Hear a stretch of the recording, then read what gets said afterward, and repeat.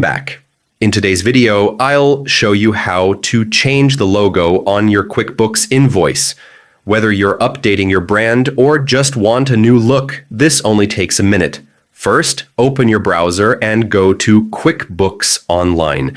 Click Sign In at the top right, then enter your email and password.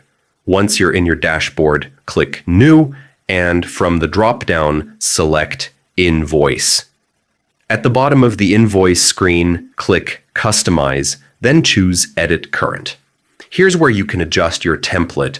Look for the logo section, click it, and upload your new logo file. QuickBooks supports JPEG, PNG, or GIF. Make sure your logo is clear and high resolution so it looks professional. Once it's uploaded, preview the invoice, then click Done to save your changes. And that's it. From now on, every invoice you send will feature your updated logo, keeping your brand identity consistent and polished. If this was helpful, don't forget to like and subscribe for more QuickBooks tips.